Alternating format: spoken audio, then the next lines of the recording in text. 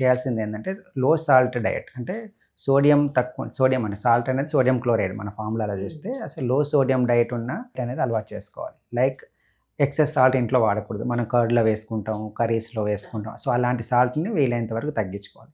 నార్మల్‌గా మనం రొటీన్‌గా వాడే సాల్ట్ పర్ హెడ్ 4-5 గ్రామ్స్ వాడతాం. బట్ మనకు ఒకసారి బీపీ డయాగ్నోస్ అయిన తర్వాత we should cut down at least half of the మన డైట్‌లో తగ్గించుకోవాలి. That's number 1. నెంబర్ 2, మన కార్బోహైడ్రేట్స్ అనేది చాలా తగ్గించుకోవాలి. మోస్ట్‌లీ ఆఫ్ ద టైమ్స్ ఏందంటే మనం ఎక్సెస్ కార్బోహైడ్రేట్ తీసుకున్నప్పుడు మన బాడీలో అది ఫ్యాట్‌గా కన్వర్ట్ అయితూ ఉంటుంది. సో, మన బాడీ వెయిట్ అనేది పెరుగుతూ ఉంటుంది. ఎప్పుడైతే మన బాడీ వెయిట్ పెరుగుతుందో మనం తీసుకున్న బీపీ మెడికేషన్ మనకు సరిపోదు. మనం అప్పుడు డోస్ ఎస్కలేట్ చేయాల్సి వస్తుంది. సో, మన డోస్‌ని డీఎస్కలేట్ చేయాలనుకున్నప్పుడు మన body weight also extremely important.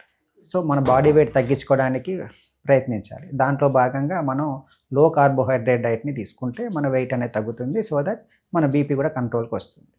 Number 3, high protein diet, high vegetables content ఎక్కువ ఉన్నది తీసుకోవాలి. హై ఫైబర్ డైట్ తీసుకుంటే మనకి దాంట్లో మనకి బాడీ వెయిట్ తగ్గడానికి యూజ్ అవుతుంది. ఎట్ ద సేమ్ టైమ్ మన బీపీ కూడా కంట్రోల్ అవుతుంది.